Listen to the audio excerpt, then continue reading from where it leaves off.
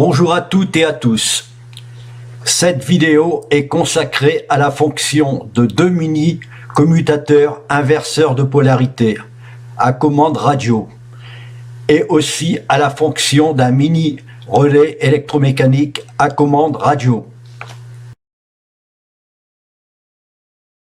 Pour commencer, je vais vous présenter la fonction et le câblage du commutateur radio inverseur de polarité.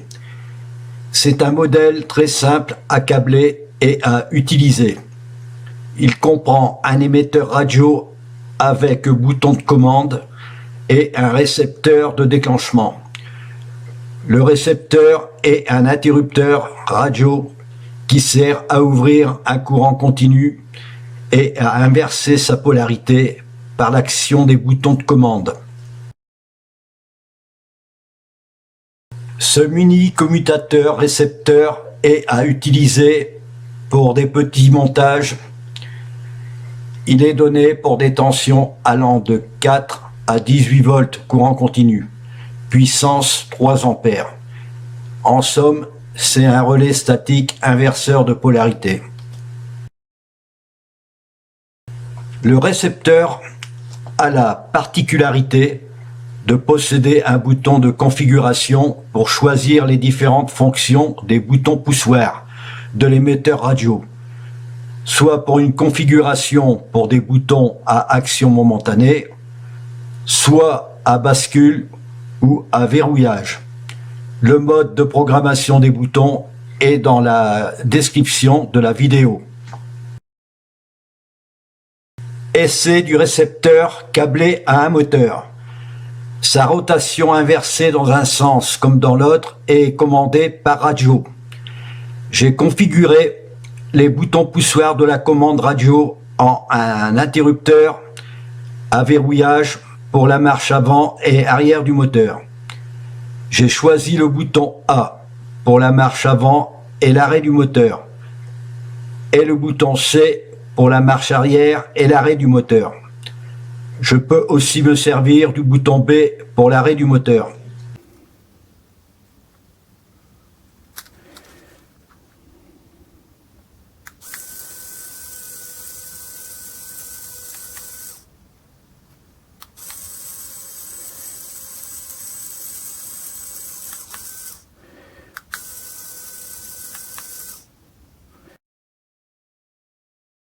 Maintenant, passons au deuxième modèle. C'est aussi un mini commutateur inverseur de polarité à commande radio. Ce modèle est identique au précédent, mais il ne possède pas de bouton de configuration. À l'achat, il faut choisir sa commande radio. Le vendeur propose deux options, soit une commande radio à bouton à verrouillage ou une autre à bouton momentané. J'ai opté pour une commande radio à bouton à verrouillage. Ce mini commutateur récepteur est à utiliser pour des petits montages. Il est donné pour des tensions allant de 4 à 12 volts courant continu, puissance 0,3 ampères. De quoi faire tourner un petit moteur pour train électrique ou faire marcher d'autres petits appareils électriques de faible intensité. Essai du récepteur câblé à un moteur. Sa rotation inversée dans un sens comme dans l'autre est commandée par radio. Les boutons poussoirs de la commande radio ont été configurés en usine, en un interrupteur à verrouillage pour la marche avant et arrière du moteur. À l'achat, j'ai opté pour une commande radio à bouton à verrouillage.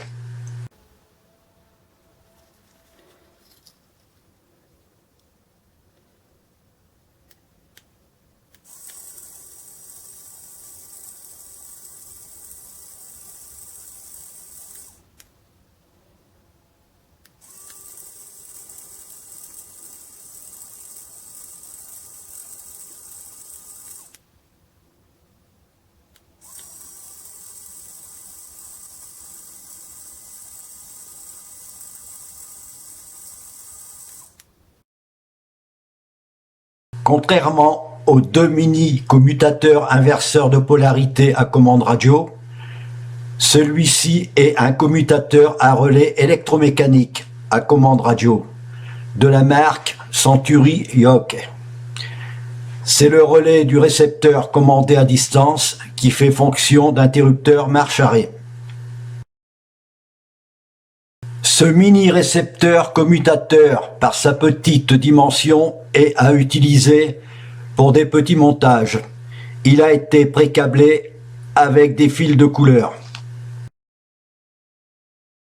Câblage du récepteur en utilisant qu'un seul accu, si l'on veut utiliser la même tension aux bornes commun et normally open du relais.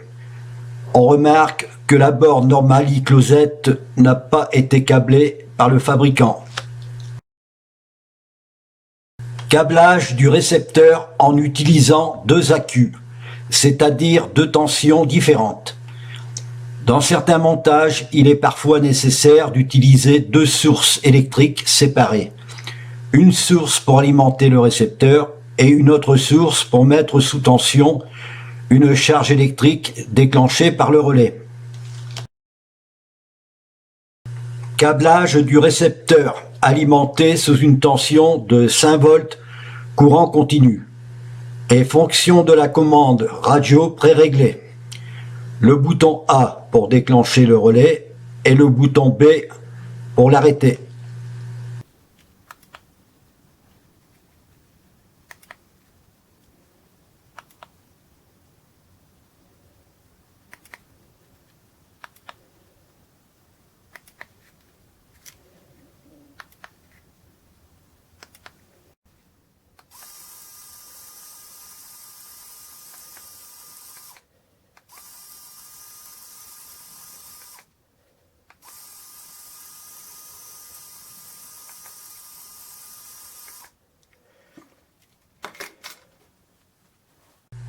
Le récepteur radio a été pré-câblé par le fabricant avec des fils de couleur, sauf la borne normally closed du relais n'a pas été câblée.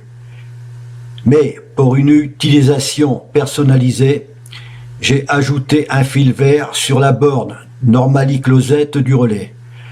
Avec le fil commun, le fil vert normally closed permet d'alimenter une autre charge électrique quand le relais est hors tension, c'est-à-dire au repos. Dans le jargon électronique, un relais au repos et un relais hors tension, un relais au travail et un relais sous tension. Et voici le schéma du relais avec le fil vert soudé sur la borne normally closed pour la fonction du relais au repos. Et voilà, c'est terminé. Merci à toutes et à tous d'avoir visionné ma vidéo.